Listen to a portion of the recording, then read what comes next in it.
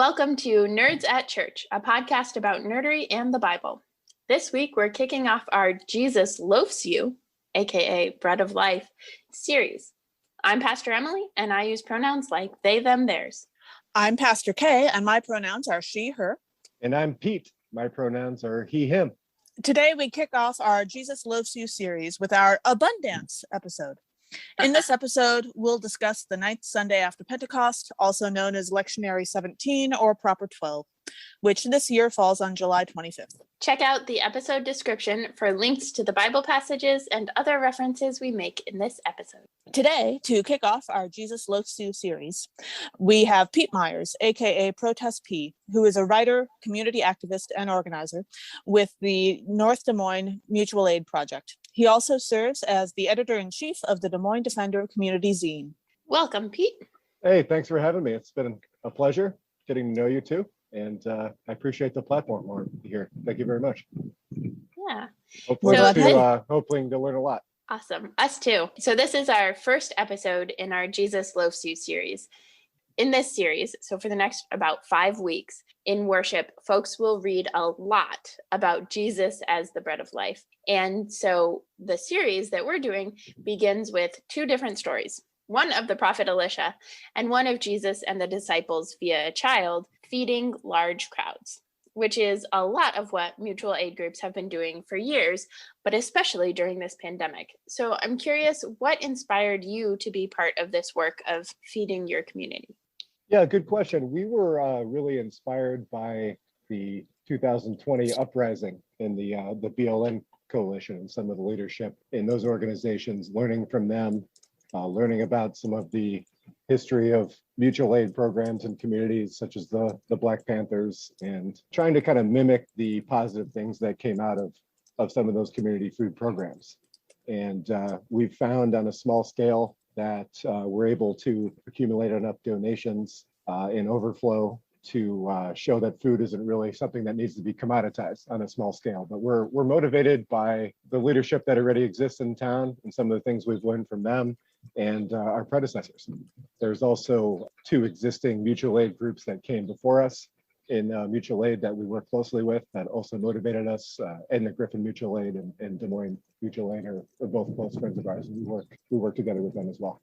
Nice. Mutual aid groups working mutually to aid. What? So as you mentioned, the North Des Moines Mutual Aid got started during the pandemic. I'm curious how you in particular got involved with them. Sure. It was a matter of consistently showing up to street movements and direct actions, and even just community meetings and networking, making friends. The entire thing last summer changed my life. It took it in an entirely new direction.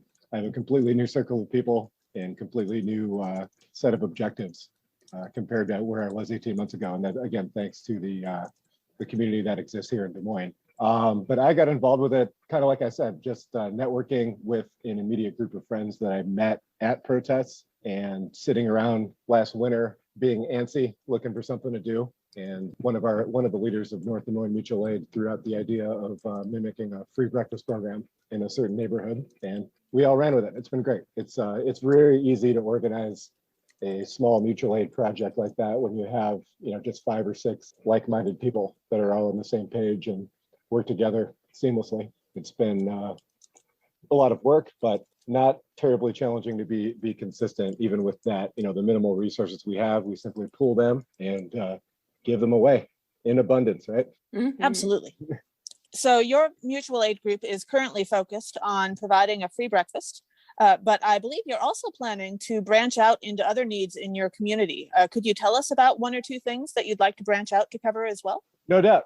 Yeah, we already have, honestly. Not to brag, but yeah, there's we almost immediately referred a community fridge program off the free breakfast. I'd say about 2 months afterwards. A little bit of construction time involved there, obviously. Mm-hmm. I'm speaking on behalf of the fridge. I didn't do the immediate labor. I'm an unconditional supporter of them. But yeah, that was, again, motivated by witnessing immediate need in the Merle Hay community. That's where I've lived for the past 9 years. If you look around and you talk to enough of your neighbors and spend enough time walking the streets and the sidewalks, you'll see that there's a kind of an invisible homeless problem in that area, which the city prefers to sweep under the rug and pretend doesn't exist.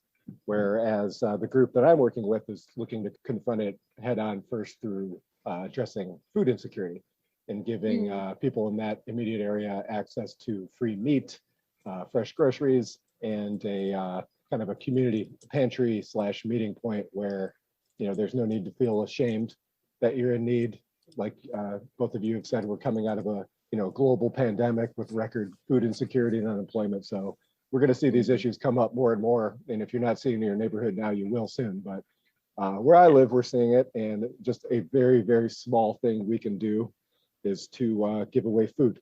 It's really as simple as that, doing the right, feeling like you're doing the right thing, and redistributing wealth per se. Yeah, I think when I think about that, and I think it's interesting, your language choice, and I have heard like different ways of framing it, right? So there is a homelessness problem. It is a problem that our community creates situations where people are homeless, not by choice, but forced to be homeless. And it reminds me of like the war on drugs and the war on poverty, where those ended up actually being wars on people living in situations of poverty and wars on people with substance abuse, addiction, illnesses. And so like this, I think the experience I've had over the last year has been that this like homelessness problem, or like the war on homelessness, has been by the city a lot of like evicting people from houseless camps and those sorts of things. And so there's this sense of the problem is that we're allowing homelessness to continue, not that people are homeless per se. Like the people are not the problem. They're people and humans who have a right to exist. Yeah. Finland recently fixed homelessness by giving people homes. Funny how that works. Weird. Utah did that too. And there's like, you know, bugs that need worked out, but sure, we have the capacity, right? And it does such good things for the community when you do that. That is definitely the solution, is to give houseless people, simply give them homes. There are more empty buildings in this country than there are houseless people. So the resources already exist. It's a matter of, the choice isn't to become houseless, it's to not fix houselessness. That's what is a choice. Yeah. One way that I've heard of the establishment causing trouble for groups like yours, Pete, is that the laws about food safety are brought down like a hammer on them. And those laws exist for a reason, because food safety is important. We've learned a lot about that in the last, say, 100 years. And also, the funny thing about people who want to feed people is that, you know, pretty universally, they want to feed people and not poison them at the same time. So I'm on board with that too. But can you talk a little bit about how the establishment, and I'm not necessarily just talking about the government, but also people of a certain mindset who don't want programs like yours in their backyard, about how they use rules that exist for good reason to hamstring efforts to help people?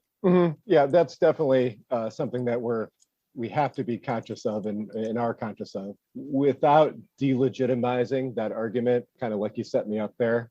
We're obviously not in the interest of giving out bad food for free to our customers. Obviously, the people that will criticize us like that, there are so many of them, and that's such the prevalent mentality in neoliberal capitalism that we'll get drowned if we try to address every single one of those concerns. And that's a good one, but that is one of dozens and dozens of nitpick things that people can use against us while arguing through the lens of legality, which we're not concerned about. We believe that any law that says it's illegal to give away food is unjust. So if we're breaking the law, then so be it.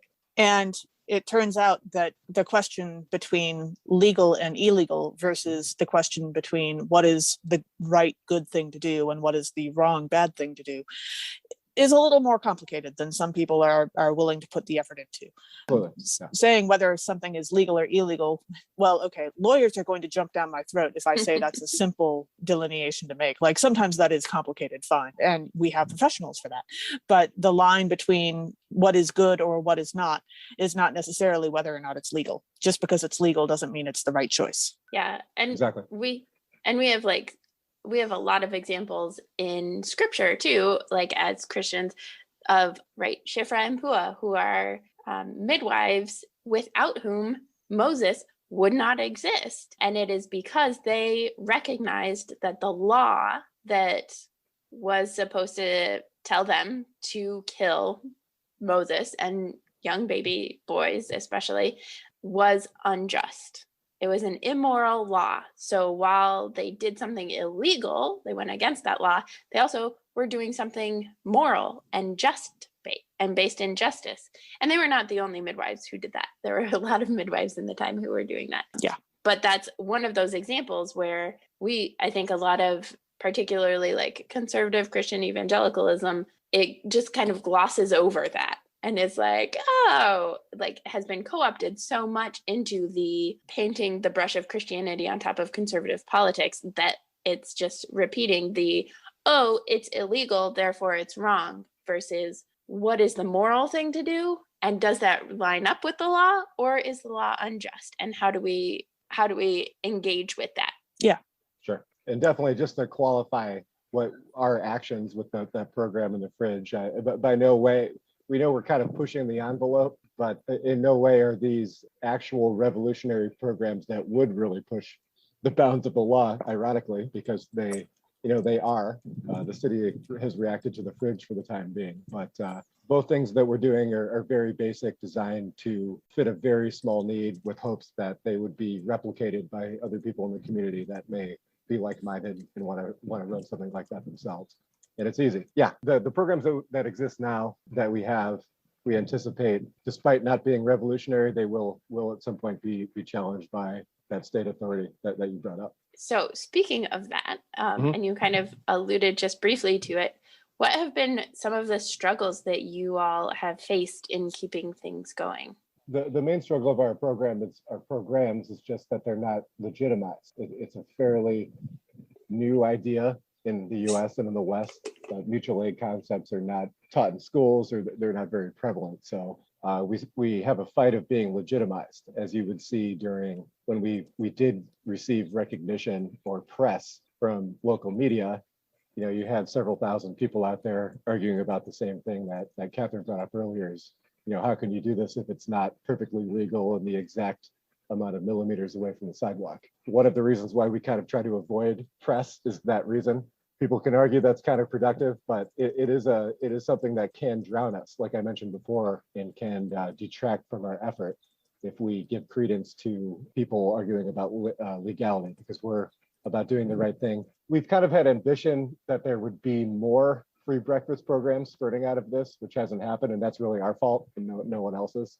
I wouldn't say that's a struggle, but it's, we have like 3 or 4 simultaneous efforts going here, and always looking to expand and do what we can to actually fit the ideals of mutual aid. And, it occurs to me, I know that a lot of free breakfast programs in the past have been aimed mostly at school children.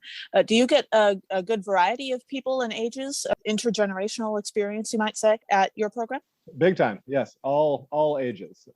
We have a lot of children who go there for the community aspect. There's a park where we serve breakfast, and it's a good place to grab some food. We also give away clothes and toys kind of on the side of a lot of those. So we get a lot of non-English speakers, a lot of Arabic speakers, Spanish speakers. We have a couple of us are somewhat bilingual, so we're able to bridge a gap that way. That was something we didn't anticipate, kind of foolishly going out there, that we would need to speak with 3 languages, but it's diverse. It's just like the city of Des Moines as a whole. We get people from all walks of life, from all wealth groups, from the homeless to someone that appears to, have their own business and seems relatively stable. But we get everybody, and we attempt to help everybody unconditionally. That's kind of the mission. It's all comers. Unconditional aid, take what you need. We're good. We'll be out here every other Saturday. That's basically the exchange, but it's positive. We get a lot of good feedback from our, not only our community leadership there, but I hate to call them customers, but the people that frequent the breakfast are usually praise us on not being judgmental and offering unconditional aid, no doubt. Yeah, I think that's a tricky piece, particularly for like other organizations that are like food banks and those sorts of things. That frequently there's, because I think particularly because they probably receive some government like some government grants or those sorts of things in order to operate, that then there's more requirements that they have to that they have for like to make sure that they kind of spread it as widely as possible. And so they have like, you can get this much per person or per family unit or whatever per month. And that's like a good, to cover, right, to give as many people as possible something. And then to have groups like North Des Moines Mutual Aid and other groups that can give a depth for folks whose need is greater in that moment. And so then they get to do that deeper stuff. But it is a tricky, like, how do you decide that? And it seems like you all have decided people need what they need. We're kind of honestly kind of the antithesis of a food bank. That's honestly the goal, is that's like an example of philanthropy and charity, where we're more about pooling our resources and providing unconditional aid, no matter the circumstance. And that's one of those things that we honestly get prayed for. And that's something that food banks do, that some of the people that are in need, that access them, complain about.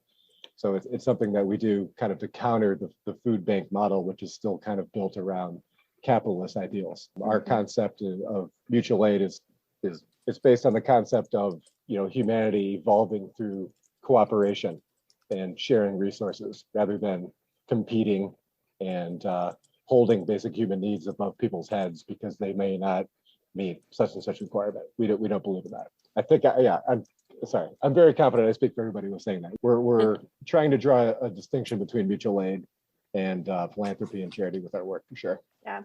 So we've kind of talked about it, and I realized I should have said this at the beginning, but I think the concept of mutual aid is a new concept for a lot of people. And I don't know about our listeners, but I know at least some listeners probably haven't heard of it, aren't familiar with it. Can you say a little bit more about like what would be like how you would define maybe or explain like what exactly is mutual aid as opposed to philanthropy or charity or like other things? Yeah, no doubt. The difference is honestly a socialism versus capitalism thing. But I mean, mutual aid was a concept that was introduced by a Russian anarchist, Peter Kropotkin, that argued against social Darwinism and the theory of survival of the fittest, and alpha male and the cream of the crop rises to the top and owns the most stuff. He argued that humanity and evolution and technological advances that we've made as a society are the product of cooperation instead of competition. And it's the idea that we advanced by sharing resources rather than fighting over them. And it still holds up almost 100 years later. It's a way of explaining communism through a scientific lens rather than a political one. And it's basically counter social Darwinism is how I would define it. It also sounds like it has a lot in common with harm reduction as concepts go, focusing on what reduces the harm rather than what is the most acceptable according to certain people's lives. Absolutely true. Yep, definitely. Harm reduction is a focus. Anecdote there, we have obviously a houseless community that's attracted to the fringe. And so we have, varying degrees of stability of the people that are in need there. And sometimes that involves months worth of patience. Whereas if that particular individual who's suffering out there was interacting with most of the people, and I apologize for the generalization there, they would have had the cops called on them the way that they're behaving. So instead of that, we're trying to meet them with unconditional support and meeting their immediate needs rather than reserving the judgment and assuming that the system that exists now will help them, which in my opinion is false. It's a false belief because it will not. Incarcerating someone like that is just going to make it worse. So it's a harm reduction. The entire model is harm reduction. Everything we're doing is harm reduction. Absolutely.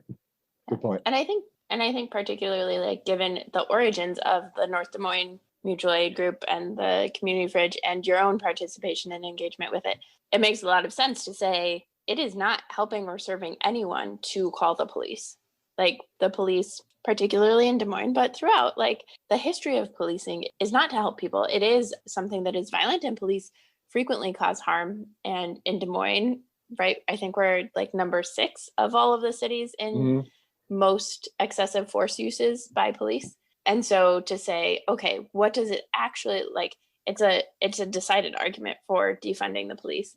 But what does it look like to actually provide the help that we are able to provide so that this person can get this part of stability and maybe build on that stability, rather than saying you don't have this other part of stability, and therefore we're not going to even give you the option of trying to find any of the other ones. We're just going to lock you up, and or say that whatever the case may be, but like put you in a situation where you don't have that agency and you don't have that space to figure things out. Yeah, we wouldn't exist. There would be no need for those programs if the existing system already addressed those issues, which it can. They're not doing it by choice. They have vastly more resources than we do. And we're not solving the problem, but we're taking a small sliver and addressing it and showing that it's possible. But with their laws and policies, they enforce the issues that we're trying to address: houselessness, food insecurity, which are forms of violence, in my opinion. We can address that on a very, very,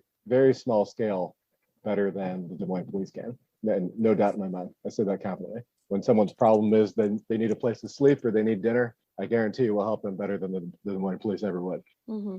And for those listening who don't live in Des Moines, I would point out, I don't live in Des Moines. I live a fair distance from the place. And I have no personal experience with the Des Moines police.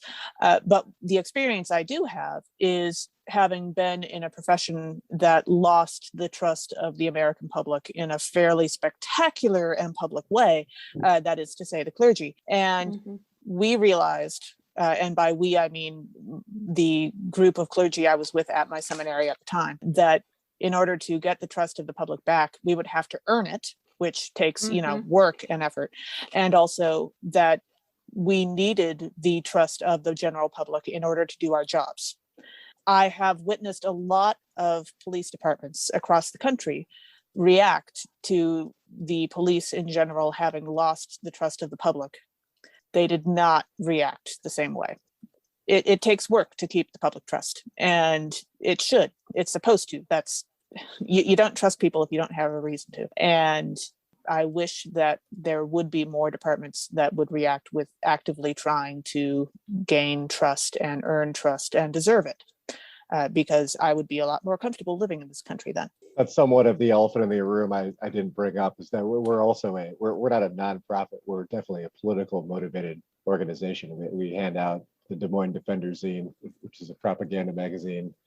We speak to our clients that come through in need, and we're directly motivated by the defund and abolish movement in Des Moines. So we're not doing electoralism, but all of us met behind that same ideal, and we still all believe in it. So yeah, we're definitely an anti-police group, and that's a slant that we put on the mutual aid. And throughout history, those type of abolitionist movements have typically been involved with free food programs and free medical programs and such. So we're just following in the footsteps of people that, they laid the carpet down a long time ago. We're just trying to do our best to emulate them. Yeah.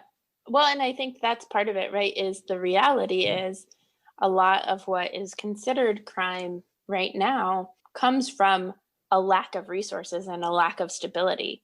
So if we can actually, and that's a lot of how people have explained the arguments of what does it look like to defund police? Well, it means that all of that money that is going into policing can go into putting people in homes, to giving people houses, to giving people food, to providing for those needs so that they don't have to resort to stealing, or so that the other things that we've decided are crimes aren't happening. And the reality is also that, and you kind of mentioned this a little bit, Pete, a little bit ago, that like there are levels of violence, right? The violence that we talk about by and large is the theft or those sorts of things. And then that can scale up to like riots or that, and that can scale up to like police reactions and escalation of those. But the like basic level of violence that is operating that fuels all of that is economic inequality, is not giving people what they need to live. And that's part of the United Nations like Declaration on Human Rights, is that every human being has a right to food, clean water, shelter, those sorts of things. And so like when we talk about that, like talking about both like the layers of violence, and I will try and find a link that kind of explains those three levels of violence for folks, for our listeners, but that impacts it, and then also being able to address the underlying stuff to say, like, this is what defunding actually could look like. Yeah, Makes no a doubt. big difference. Absolutely correct. Yeah, what they're talking about is property violence, whereas like an or someone like me would see crimes against people, houselessness, and food insecurity, which I see as systemic issues. I see those as state violence and not individual failures. Yeah. Or why can't we address corporate crime like wage theft via refusing to let people take their breaks or insisting that people work through their breaks? Why can't we take that as seriously as we take someone, looting during a riot? Yeah. It'll never happen. We have an unjust system. That's what we're railing against here. Yeah. The system's built on upholding those type of laws. So it's nothing we're going to be able to talk them out of believing in, unfortunately. Yeah. And that's what capitalism, right? Capitalism's message is property destruction is violence. Correct. Yes. Yeah. While the message of like humans is violence is a thing that happens against human beings, not against property. But because of capitalism, it gets all mixed up. Yeah. Agree 100%. Yep. Right on. So, Pete, one of the things that we're trying to do in this series is to ask all of our guests what if they have a favorite recipe that we can include, and then everyone who is a patron on Patreon for us will then have access to like our 5 recipes or whatever. So do you have a favorite recipe? I'm going to use this slot for a shameless plug in hopes of someone will start a free meal program in Des Moines. We have all of the quote unquote capital/hardware food warmers, tins, tables, tents, for another group of 4 to 5 dedicated people to start a simultaneous free dinner, lunch, or breakfast program. And we're hoping to network with those people. So come see us. I do not have a recipe because cooking isn't my game. That's me coming clean here representing a food group, but we want someone to bring their own beautiful breakfast recipes to us and use our equipment to provide into more communities, provide for more communities in Des Moines. Sorry to hijack the segment, but that's what I had to say. That's perfectly fair. And as someone who values food safety, Pete, I would like to thank you for taking food safety seriously by not poisoning people. So always. Yes, that is very good. So what do you do during the meals? What do you do? What's your role? My personal role is flagging down cars and making sure people are comfortable coming in and seeing us. That's basically it. We have our, that's my active role at the breakfast. I actually do prepare the meat, so the sausage and the bacon. So it's quite an operation in our tiny kitchen here. Probably about 25 pounds of turkey bacon, turkey sausage, and then the pork stuff. So it's I'm scrambling around. I get up about 4 a.m. and put about 4 racks in at a time. So we cut it close, but we get it out there by about 8 a.m. nice and hot. So despite claiming I'm not a cook, I am able to pull that off. So that's only a compliment. There's a variety of different ways that people need food, and you are providing some of that food. And even if the recipe is in fact just put the strips of bacon on the pan and the pan in the oven or on the stove, that's an important recipe. Yeah. I mean, I'm a vegetarian, so like I'm not going to eat it, but they would eat it. That's it. Yeah, thanks for the positive reinforcement. That's it. Yeah. I think sometimes we forget that like there are simple things that can be recipes, right? Like I have right now a box of like Triscuits next to me, but like cutting up a block of cheese and or an apple and eating it with Triscuits is in fact like a valid form of meal preparation. And I think like sometimes we can get into the space of like, it has to be so fancy. And yeah, it's great when it is fancy, but also if all I have time or brain capacity for is to like put cheese with cracker and eat, that is food. It occurs to me, I actually have something to plug here. There is an online cookbook, which I will endeavor to find the link to, that is called Eating for $4 a Day. And it is excellent for people who are low income or people who just don't have a lot of energy and time to put into their food. Personally speaking, having ADHD, I love fancy recipes. I love excellent food, but I don't functionally have the wherewithal to make most of those recipes. I have a couple fancy recipes that I have enough practice with I now can manage, but mostly my food has to be very simple. And it's an excellent cookbook. It will actually break things down to the point of, have you considered putting peanut butter on a piece of bread yet? Is that an option for you? And sometimes when you've lost your executive function, that can be super helpful. And I believe there's also a sequel to it, which I don't remember the name of, but I will try to find the links for those. Yeah, that's brilliant. The like peanut butter on bread. Sometimes that is what I need of like, what is going on? I need food and I can't think. Probably saved my life. I learned the habit about 4 years ago when I was diagnosed with ADHD of keeping a jar of peanut butter next to my chair, and I can go get the bread, or I don't have to go get the bread. I can just have some peanut butter, but that will put my blood sugar back in a healthy place if I have forgotten to eat for several hours, which happens when you have ADHD. So yeah, sometimes when I'm on call at the hospital, I know the emergency department they have like graham crackers and stuff that they can give people, but I know that there is a secret jar of peanut butter, particularly for staff, where like as a chaplain, I get to sleep if I'm not being paged. But if I'm being paged all night, I'm using a lot more energy than I would for sleeping. And so I get really like where I can feel my blood sugar just like plummeting. Yeah. And so then I can take a spoon, like there's plastic spoons and stuff. So take a scoop of peanut butter and a package of graham crackers and have peanut butter and graham crackers, and that is enough to like keep me going to do my job. Food is important, and we should give it to people in abundance. Absolutely. Abundance. Every time we say abundance, I'm just gonna repeat it to make sure everybody gets the pun. Emily feels like there aren't enough food puns in this series yet, and so by golly, we're just going to make the most out of them.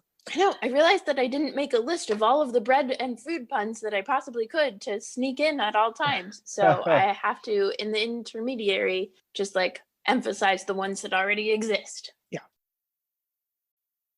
Anyway, as we dive into our readings for this episode, our first reading is from 2 Kings chapter 4, verses 42 through 44. God orders Elisha to feed 100 people with enough food for maybe 20. Elisha's servant worries at first, but when he does as God instructs, there is plenty for everyone. So one of the obvious themes in this is feeding, providing food for a crowd of people. And it looks really different now, in particular, given the pandemic, given protests, given community meals. There are different ways to look at feeding. And it's been interesting to me to see how feeding happens, how like feeding people happens, because well, in a pandemic, one of the first things we were told was don't eat in groups because you can't wear a mask. And so also simultaneously, at every protest I have ever been to, there has been some version of food and water given to people so that they can,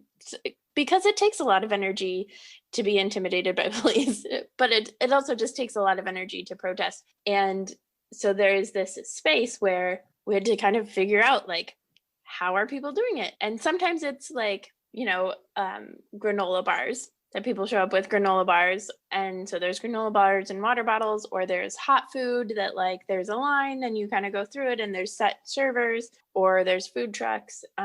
So it looks like a bunch of different things, but that's been one of the gifts that I've noticed in the protests is there's this commitment to when we gather, we will make sure that people have the sustenance they need for this work. Yes. I think that is a beautiful approach to it. And it makes things more accessible too for, say, diabetics and people who are hypoglycemic and so forth. Mm-hmm. Yeah, for sure. As we dive into the verses, in verse 43, at the beginning we read, "But Elisha's servant said, 'How can I set this before 100 people?'" And there's this like, what's going to happen?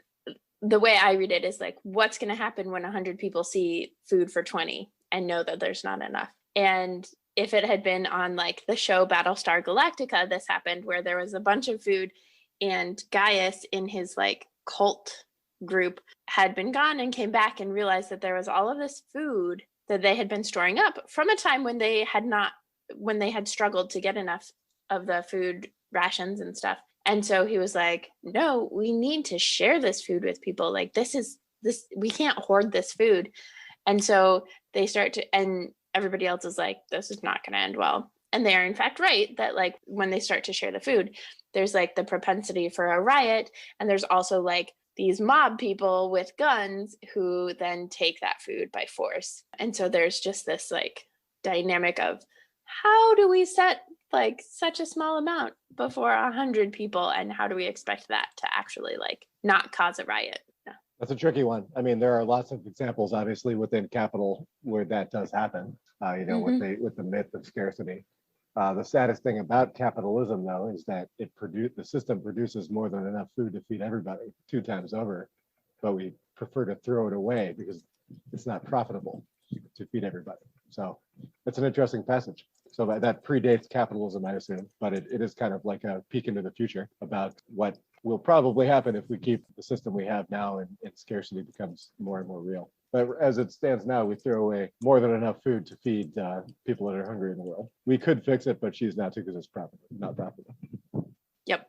Yeah. Making choices based on what is profitable. Right. I disagree with that, but that's how the world works. Yeah. Yep. Doesn't seem and like it doesn't actually profit anymore. Right. It does, a few people, but that seems like that being a guy that doesn't know anything about theology, that seems like that passage is written by a time traveler. It's kind of amazing. Yeah. In verse 44, we read, "He set up before them, they ate and had some left, according to the word of the Lord."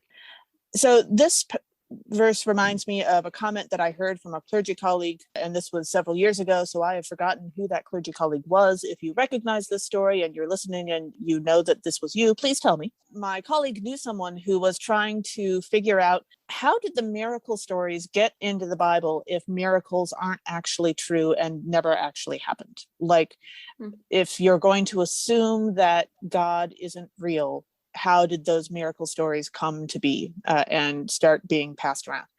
And the theory for several of the feeding miracles, like this and the one about Jesus that we'll hear in a minute, was that the people asking to be fed would have probably had some food with them, maybe not a huge amount, but they knew that they were going traveling, so they might have brought some food with them. But they didn't want anyone to know that they had this food because they knew it wasn't really enough to share.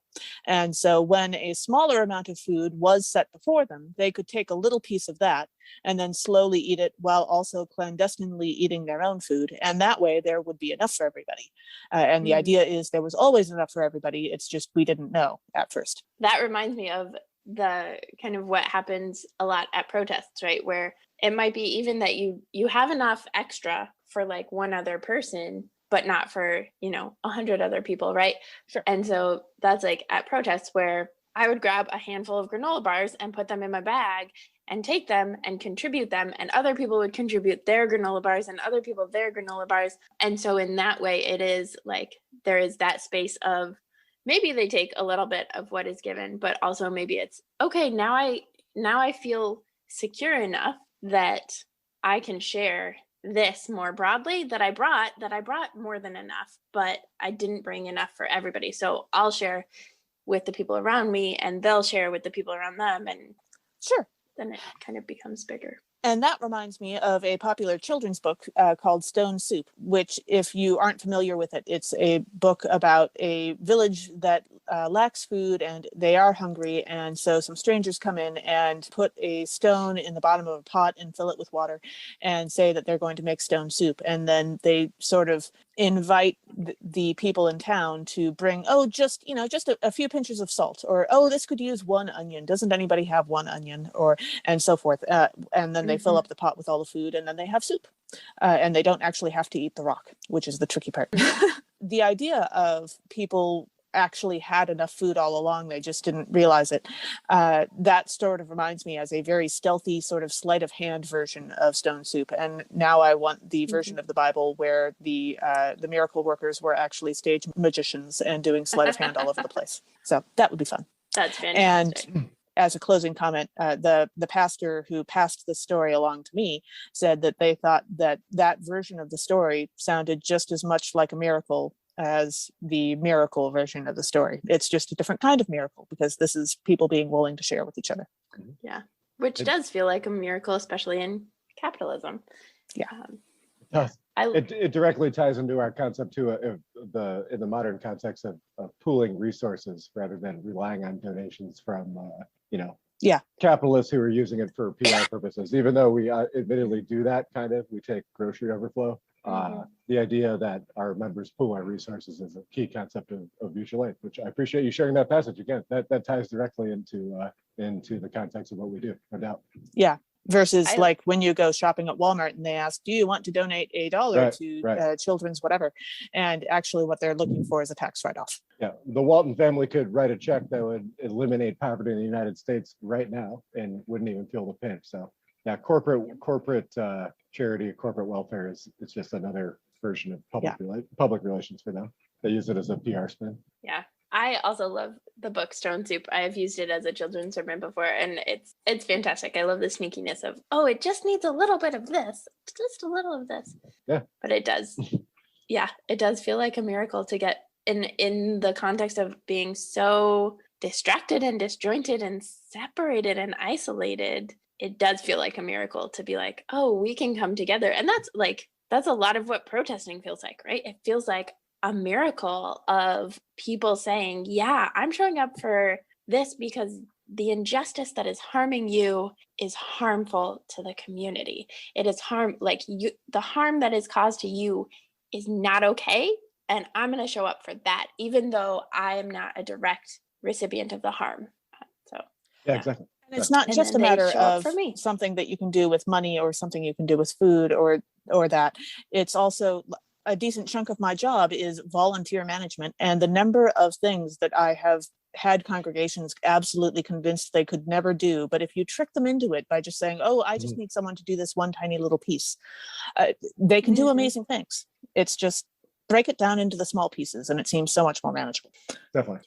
If you told me 2 years ago that 5 of my closest friends and I were running a free breakfast program in the River Bend neighborhood, I would have thought it was nuts and impossible. So it's definitely true. And it's a lot easier than you think once you start branching out horizontally, talking to your like-minded friends. It's amazingly easily. I mean, it's not, I've talked about it before. It really involves, calling your buddy on Thursday and saying, hey, do you want to go make the pickup today or should I? And we all know our role, and it's just 5 or 6 of us. So it's definitely possible. People will doubt it though, like Catherine said. I mean, it's, it looks hard. I would have thought the same thing though, like I said 2 years ago, but it's not true. Yeah. Our second reading for this episode is from Ephesians chapter 3, verses 14 through 21. The author prays that we may be strengthened by the Holy Spirit and that Christ may live in our hearts so that we can better understand God's inexplicable and relentless love for us. So one of the themes for this passage is the idea of rooting ourselves in love, and that when we root ourselves in love, it has the capacity to break cycles of harm. And so this, Susanna, who's a friend of the podcast, actually was talking to me about this the other day when I was preparing for the podcast, and was talking about how that is connected to the Matrix, and that in the Matrix, Neo finally gets to the place where he gets all of the information and he finds out that, in fact, there have been Neos before him that have come along again and again and again, and they've always made the deal to let the whoever it is, Matrixy people, win, to take a small group of people and start a human colony with that small group of people and let that grow. And they always just come and cycle back to this place. But in the Matrix, Trinity is still in the Matrix when this happens. And it's made clear that anybody in the Matrix dies. And so because of the love that Neo has for Trinity, he breaks that chain. He breaks that cycle of exploitation and all of that to create a whole different way of being for the people in that situation. And I think that is this beautiful example of when you have more information, you can make decisions, but when you're rooting your decisions in love, it might not match up with the other decisions that you would have made if you're just thinking about them, which I love. And I particularly love, right, as a trans person, thinking about the Matrix movies, and that the makers of the Matrix movies have come out as trans and have named the movies as trans allegories. And the idea that when I get to the place where I can love who I am and who I'm called to be, for me as a Christian, who God is continually recreating and creating me to be, the cycles that I have been stuck in change and shift, and I get to be more fully me, and therefore I get to engage with the world in a different way, which is awesome. Yeah. And then as we dive into the verses in that passage, in verse 18, we read, I pray that you may have the power to comprehend with all the saints what is the breadth and length and height and depth. And I can't help but thinking of that expansiveness as like outer space, right? And the what is the breadth and length and height and depth of the like background cosmic radiation, which is, even that is like a limited thing, because wherever we are in the universe, we have that same, like the same kind of area of background radiation. And so they're like overlapping balls of background radiation, and we don't actually know how big this expanding universe is. I love that thought of like, how do we comprehend the cosmic background radiation and the expansiveness of space? And like, spoiler, it's not by like letting billionaires race into space. I'm all for outer space expansion, and also think we should tax billionaires a whole bunch of money, because they don't actually deserve to be billionaires, because billionaires only exist through exploitation. But outer space is awesome, and I'm a fan of continuing that exploration because it makes us wonder and it makes us imagine things. And that, I think, has a gift for us. Yeah. It's my outer space commercial for the day. I'm impressed that we are on a Bread of Life kick, and you have reference to outer space, but not Limbus yet in this episode. I know. I'm sure we'll get there. Actually, we don't get there because I got there on a different episode. I didn't want to reference Limbus bread every episode. Ooh. That seems excessive. So you're alternating it with outer space. That's what I'm hearing. In verse 20, we read, by the power at work within us is able to accomplish abundantly far more than all we can ask or imagine. Abundance. It's almost like we named this episode that for a reason. And if you have never seen a dancing bun before, back in ye olden days of movie theaters, some of them used to play a little jingle that were trying to get you to go out to the concession stand and buy snacks. And often this involved a cartoon of a dancing hot dog with bun and a popcorn bag and a cup of pop that were also dancing with them. And we will link to a picture of the cartoon that I grew up with, at least that version. And this was also very popular at drive-in movies. And the movie concession stand was definitely a example of abundance from my childhood, that not necessarily abundance that I was able to have access to because my parents had rules about that sort of thing, but some access. So yeah, definitely like the capitalist, really expensive kind of thing, but the abundance, the movie theater popcorn is the best example of that for me. There's just always so much popcorn. Yeah. I'll make a mutual aid anecdote. It feels really, really good when you can tell somebody that you have more than enough for everybody. You know, think about it back when you were a kid, you know, when you're with your family and there's tons of food, it just feels good. When people come up, they're often hesitant when they're taking things from the fridge or breakfast because they assume there's some type of limitation on it. But it feels really good to tell them, no, go ahead and tell how many do you need? Like asking that question, it makes it feel good. Do it more with more things. It's amazing. There is plenty of abundance. There's plenty of food for everybody. We can solve that problem, at least for now. Yeah. I think that's a huge piece of it, is like just naming the reality that is true on a cosmic scale and a global scale. There is enough for everyone, and is true in this particular like corner of it, where there is enough in this fridge, in this meal program for everyone. And it doesn't have to be commoditized. It doesn't have to be sold for profit by a capitalist that employs people that produce and distribute the food either. Admittedly, we're relying on capitalist supply chains, but on our very, very small scale, you can distribute food without a for-profit motive. It's definitely true. And it's, we know with economies of scale, that's something that you could duplicate even wider and larger. Yeah, for sure. And like, if we abolish capitalism, right, then there actually will just always be food for everyone. So there's the like, it's tied into capitalism, but also when capitalism ultimately fails, like there will be a whole other system that will actually provide the food. And so it will still be true. I hope there will always be enough. That's the goal. Right. Yeah. Our gospel reading for this episode is John chapter 6, verses 1 through 21. Jesus works with the disciples to feed a large crowd with a little food from a child. Then Jesus retreats by himself, and the disciples take a boat to Capernaum in an effort to escape the crowd. When a storm arises, Jesus shows up and calms it. So one of the themes for this is the ideas of like Maslow's hierarchy of needs. So for those who are not familiar, there's like the psychological concept of like a pyramid where like you, in order to not just survive, but like live and thrive and reach some sort of like, it's not enlightenment, but it's a state of contentment and state of like contentment. happiness.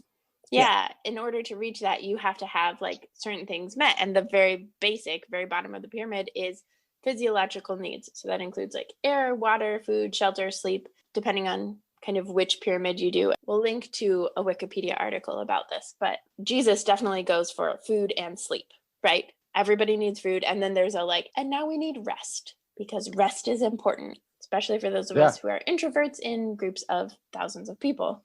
But so I love this like space of Jesus, like, okay, let's establish Maslow's hierarchy of needs. Are we getting the physiological things met? And it reminded me of the Hunger Games in District 11. I mean, most of the districts have this in some capacity, but District 11 in particular really doesn't have either rest or food during harvest, right? Because they are harvesting the whole time, so they don't get very much rest.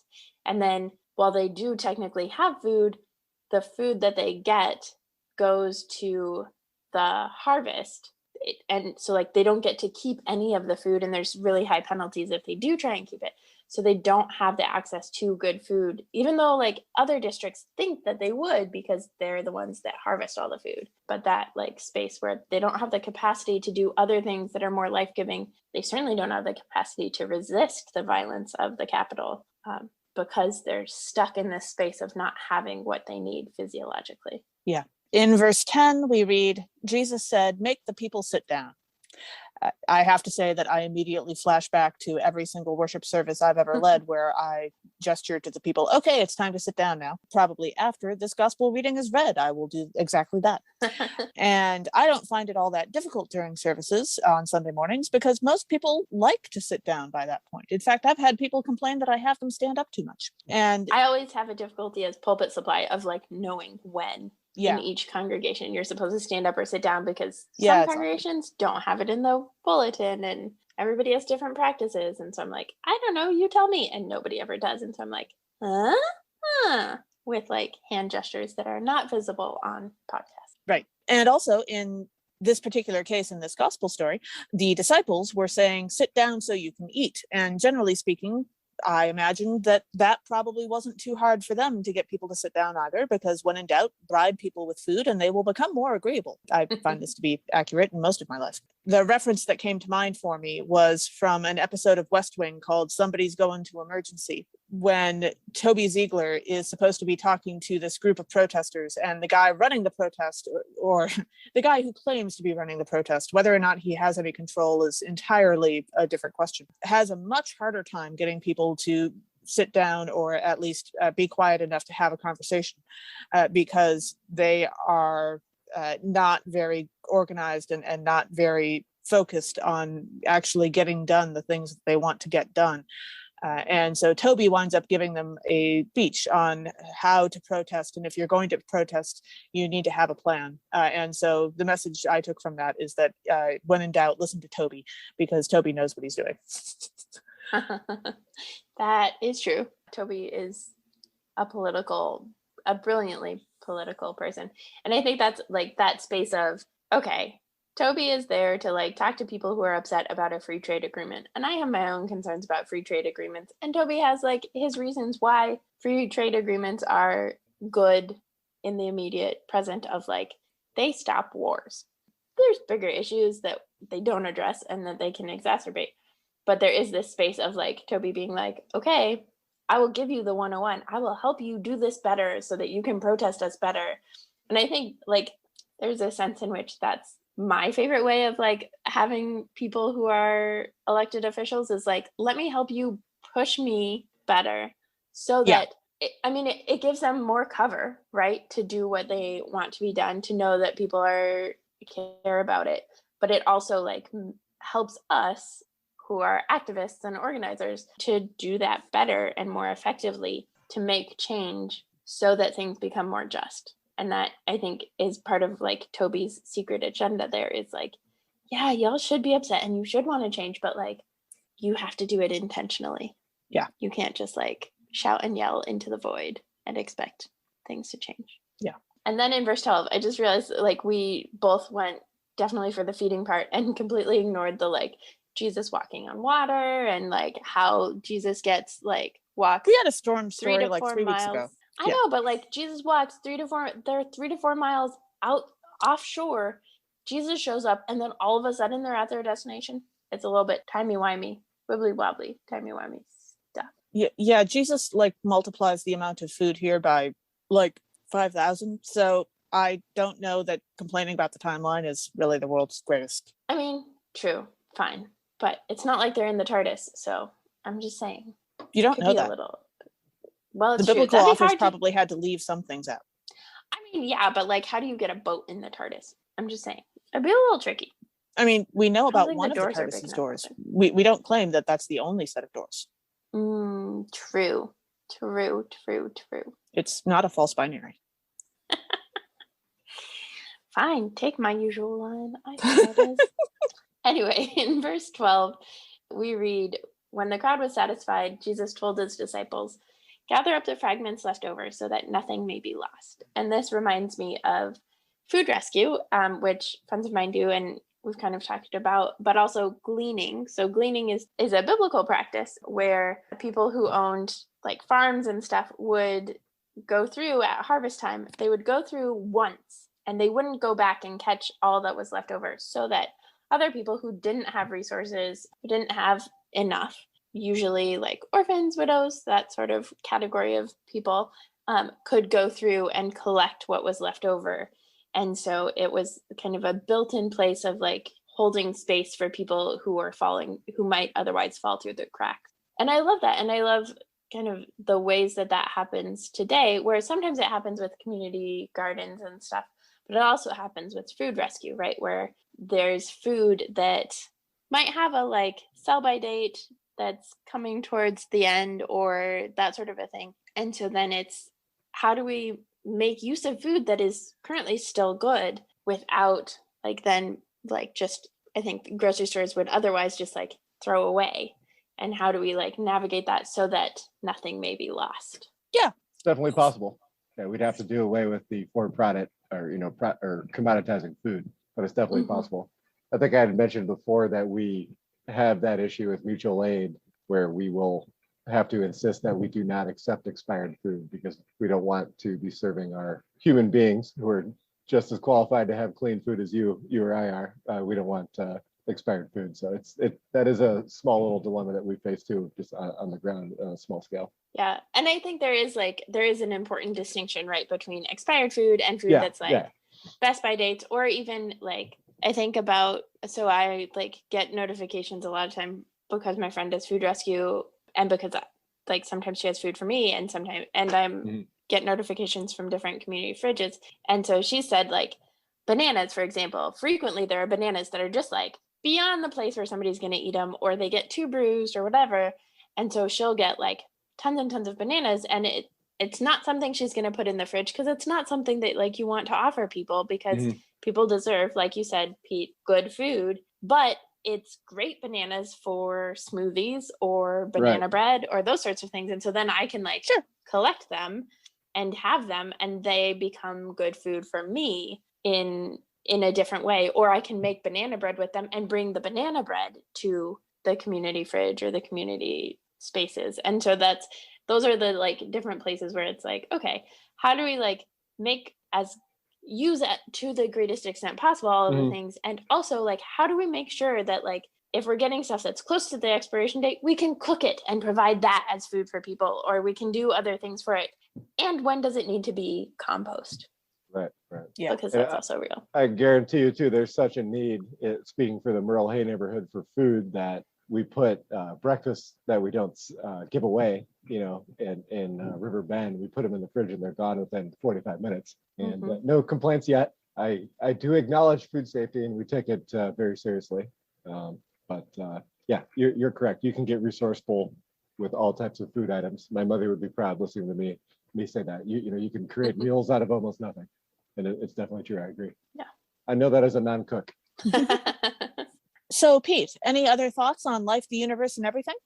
Yeah. Again, thank you too for having me on. It's been a pleasure to meet and learn from both of you. This has been very enlightening. I appreciate that.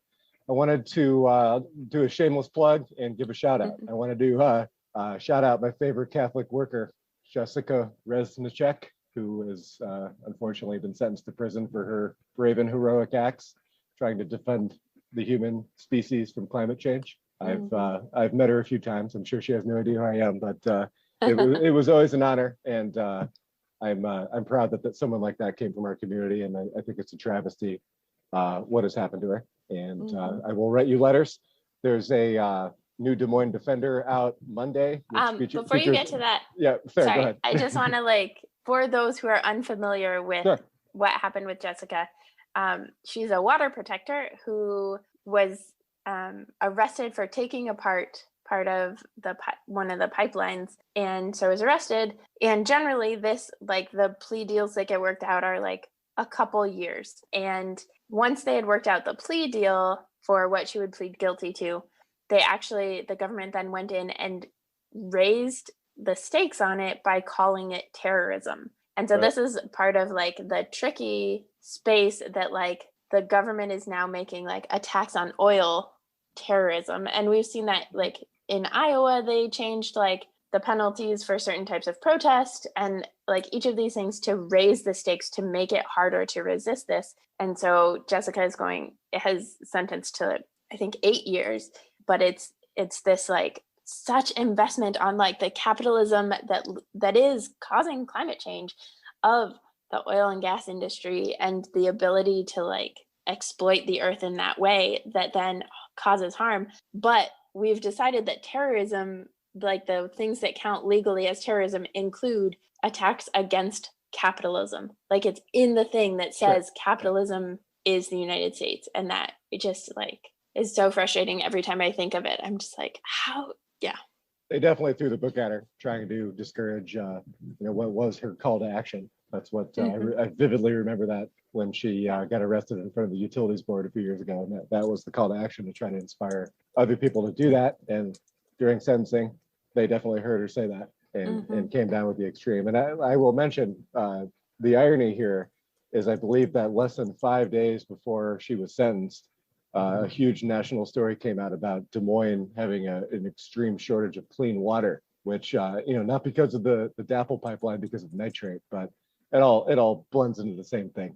As she argued back then, water is life, and she's paying for the sins of all climate activists out there for us all. So it's well, and she's not paying for the sins of climate activists. She's paying for the sins of corporations. And that's true. My bad. No, you're totally right. Yeah, thank you for correcting me. Yeah, she's paying for the sins of humanity and multinational oil corporations, no doubt. Yeah, which impacts, as I think, I don't know if you said it in here when we were talking before, but impacts food sustainability. If we don't have clean water, if we don't have access to clean water and clean, healthy land and soil, we can't grow good food and we can't feed people. I'm pretty sure that tar sand that's pumped through that pipeline that she allegedly damaged wastes hundreds of millions of gallons of fresh water just in the processing of that.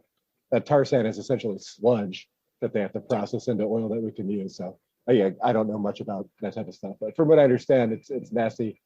Anyway, you twist it. It's poisoning the air and the water, and she was the hero to do something about it. Yeah. I brought that up specifically because there's a new, I am the editor of the Des Moines Defender zine. There's a new one, a special double summer issue coming out on Monday that features a essay about Reznicek and her direct action that we spent a lot of time on and we're proud of. I hope she sees it. That'll be when this episode comes out. So it'll be today. The same day. Yes. Okay. Yeah. You want to pick that up, you can find it on Twitter page at DSM Defender. You can pick it up at Lifestyle Juices on University in the Drake neighborhood. And lastly, just plugging North Des Moines Mutual Aid and the Community Fridge free breakfast program. If you're interested, come out and see us at Edna Griffin Park every other Saturday. Follow North Des Moines Mutual Aid on Twitter and donate if you can to $ North DSM Mutual Aid. And again, I appreciate the platform and the knowledge. Thank you. We're so glad to have had you. Likewise. Yeah, this is great. And we'll make sure we include these links for folks, both when we let them know about the episode on Tuesday, the day after it officially comes out. And in our episode description, we'll make sure we link to that stuff. I appreciate it. Yeah, no, I seriously learned a lot. I was drawing analogies into my head to scripture. I haven't done that in a while. It makes a lot of sense. Yeah, there's a lot of correlation, no doubt. Yeah, for sure. So thanks for joining us. Catch us next time when we'll discuss nerdery connections to the scripture readings for the 10th Sunday after Pentecost with our special guest, Micah Luwaji. This podcast has been produced by us, Emily Ewing and Kay Roloff. For more fun, check us out on Twitter and Facebook at NERDSATCHURCH, Nerds at Church, or contact us at nerdsatchurch@gmail.com. Also, if you like what you've heard, rate us or leave us a review on Apple Podcasts, Facebook, or wherever you catch your podcasts. If you want to access our full guest episodes and interviews, support us on Patreon at patreon.com/nerdsatchurch. We hope Patreon can help us get our episodes transcribed for those who need or prefer that, though if you want to help us with transcripts, let us know via email or social media. And during our Jesus Loves You series, you will also be able to find the recipes that our guests suggest on our Patreon as well. Mm-hmm. Join at any level and you can have access to those recipes. Yep. As the ancient Christians said, Pax vobiscum. Pax vobiscum.